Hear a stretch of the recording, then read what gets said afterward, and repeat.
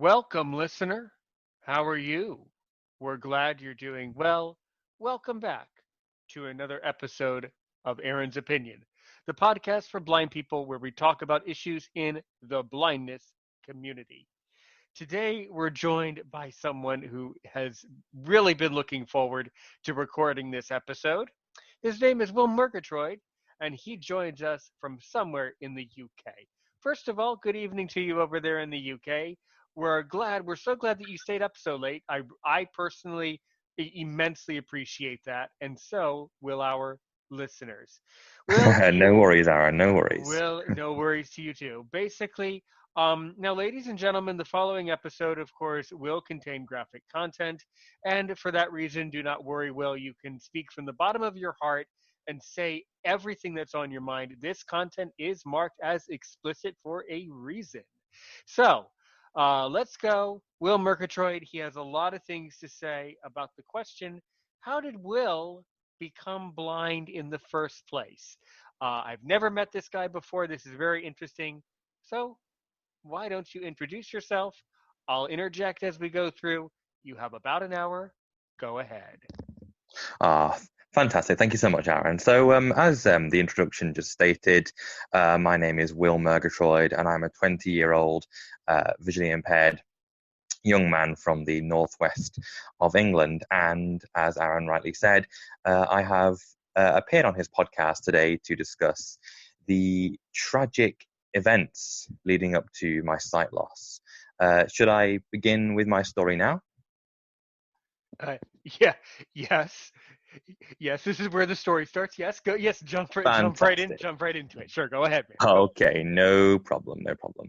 So, I was born on the 29th of October, 1999, and I was born perfectly sighted, perfectly normal, however you would define normal. I was born um, to my mum, Claire, and my father, Tony.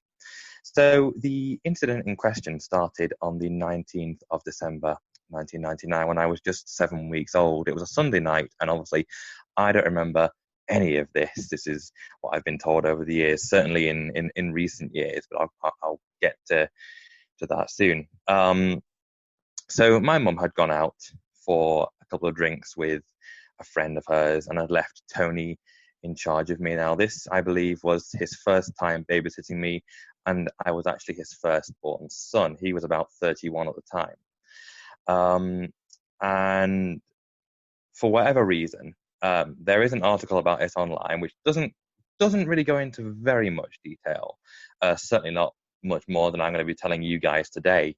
But apparently, in a fit of temper, he came upstairs and took me out of my cot and violently shook me. Now, By oh when by oh listen oh listener. By the way, you just asked a question.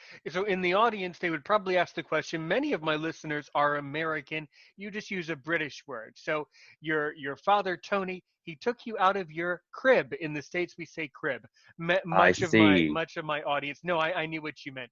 Um, Cot is a different thing. That has really nothing to do with this, but it is important as we go through. If you use specific regional vocabulary, you'd be surprised. Listeners get very confused very quickly. So he was in this rage. Question: what was the rage? Why was he such a rageful person? I mean, there's always a real reason. Or did he have a reason to be in this rage? um, to be honest, I'm not too sure. Okay, right. So anyway, I so only he runs up and he grabs you out of your crib, and then what? um, he shakes me violently, and all I know next is that my mum and my friend come in from a lovely night out drinking and things, thinking absolutely nothing of it. Everything's normal. Before my mum can even fit the key in the door and unlock it, Tony comes rushing down saying, "Oh, the baby's not well." So mum and my friend and her friend, sorry, rush upstairs, and there I am on the end of the bed. My eyes are bloodshot. Um, I'm emitting frequent high-pitched squeals, and obviously, at this point, my mum's going, shit, something isn't right here. So she dials 999, which is obviously the British emergency services. In your case, it's 911. Um, and I'm rushed to hospital. And long story short, I'm basically put on life support. Now, unfortunately, I can't tell you. I personally can't tell you everything because obviously I don't remember it. But I spent a lot of time in hospital um, on this life support. My mum was obviously distraught, and my father actually didn't say anything at all. He literally kept stum for a very long time, and it eventually transpired that I had shaken baby syndrome as a result of what he'd done, and that caused sight loss, brain damage, and a fractured right tibia. Now, the latter two of them, the brain damage and the fractured tibia, they actually fixed at the hospital, but obviously my sight loss has always remained. Now, he, this is the part that really confuses all of us, Aaron. He was found guilty there were two trials, the civil and the criminal trial in, I think, probably 2000, 2001, I think, hazarding a guess. He was found guilty at the civil trial, but not guilty at the criminal trial. And there could be many reasons for this. We've been thinking, well, were the juries, simply a bunch of idiots? Or was Tony's defense clever? We just don't know, but all we know is that he was found not guilty, and pretty much he walked away free and no justice was served. And since then it's been 21 years. It's hard to believe it's been almost 21 years since this incident occurred, and he's been left to roam free. He's worked in the police force since up until November 2018. I just, and there's a reason why my microphone is muted when I'm on the interview. So so listener, you at home, you're going to love this. I'm drinking Dunkin' Donuts coffee. I kind of gagged there and I started to kind of chuckle and laugh a little bit. That's typical. Obviously, if you're found not guilty of abusing a baby, you should become a police officer. It's such an appropriate thing to do. Well, So, he was one beforehand. You see, oh my God. Okay. So you just solved the whole equation. What it is that judge or those judges were probably afraid of the chief of police. Is probably what it is. I don't know. That I could mean, have been. Oftentimes, people fear police in many countries. Now, we're both blessed yeah. to live in great countries with great police. However, still, I do nothing personal. This is simply business. I do not talk to police officers because you never know which police officers are corrupt and which ones are not corrupt. So, it's incredibly saddening, but that's probably what it was. The judge was afraid that the judge would have gotten backlash. It's so sick. It's so mental and deranged, but it's the way people's brains work. The judge was so afraid that he would lose his job because he would potentially, I guess, piss off, the chief of police in whatever town you were from at that point. That's would be my theory. But that's so disgusting. And I know. and probably the sad truth is he probably behaved that way because he's a police officer and he knew he could have leverage and get away with it.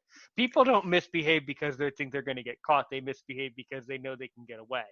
So he probably knew that he would get away with this. The other thing, listener, that is an immensely frustrating thing in the United States. Of course, you're from the UK, but in the United States, the justice system does not work and revolve around what people's opinions are. It revolves around what facts are and are not there and what can and cannot be proven. So the thing is that it's entirely possible for a parent to abuse their child or abuse their baby, but if the evidence is not there, if they do not meet the criminal statute for infant abuse, child abuse, then in the eyes of the law, the child was not abused, or the person cannot be held accountable for it.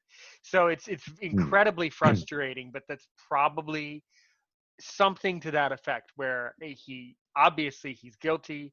Obviously, yes, he abused you, but if he didn't abuse you in the eyes of the British law, then it unfortunately didn't happen under those eyes. And Yeah. this is the answer, and this is how justice works in many Western democracies. The problem then becomes, well, why can't we just have a justice system that's based on opinions? Well, then you end up with a justice system with what we have in troubled countries, where there's all sorts of injustices and nobody gets justice. So it's a problem either way, which I guess is why people shouldn't abuse children in the first place. So Absolutely. that would beg a question, and I would not ask this, but I would ask it in a very general sense. I'm kind of tempted to ask this. So if a police officer abuses a baby, what kind of police officer were they? That's a better question. And I'm sorry to ask that out loud, but that just kind of popped into my head. It sounds like a really Well, scary I can police tell you. officer. Yeah, Well, I tell can tell us. you he was. I can tell you he was actually an abusive person in general. Hmm. Before the incident occurred, he wasn't only abusive to my mum, by, and I will say it, by throwing coffee cups at her, plates at her. He wasn't only abusive in that way, but he was also an abusive police officer. Oh my God. And from what I've been told by my mum, there was actually one. She was relatively new. Well, I say new to the police. She'd been in. Yeah, she was new at the time. Okay, so And okay, so you come from so this is so we're going through this kind of fast. Let's slow down for you at home. Okay, so you at home. It sounds like, Will, both of your parents are police officers. sorry, yes, they are. Okay. Yes. See, this is a huge factor. Yeah, the justice system would have been terrified. They would have been completely in fear of both of your parents. Oh, this Mm, is bizarre. I had a feeling yeah. this was going to get this strange. Okay, so both of your parents are police officers. Okay, yeah, and Yeah. They are, yes. And I recall my mom telling me of one incident once where um, he actually, um, now these days, he would not get away with this. But he actually, I believe, in order to try and get a criminal into the police car, he actually punched his face. Now, obviously, these days, like I say, he would not have got away with that. He, if the guy wanted to make a complaint, then he would be well within his rights to, and Tony would have been questioned and possibly arrested for that.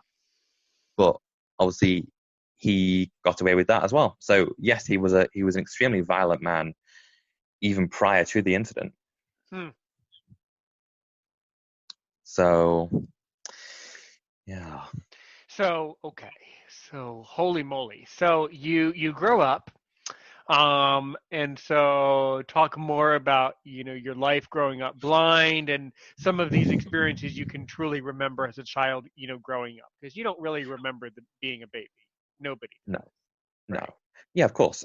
So to be honest, when I was younger, I really, I mean, to an extent, I knew what had happened. I mean, you can't tell a young child exactly what happened. They won't process it. They won't, they won't understand what it all means. But I knew to an extent what had happened, and but to be honest, I never used to think about it all that much. I never used to. I was just visually impaired. That's that's all I was, and I never used to think about it at all. And it's only come about in recent years, actually. Sorry to skip forward many years, but we're actually skipping forward to August 2018 here. because this is really Oh, where okay. it all. So now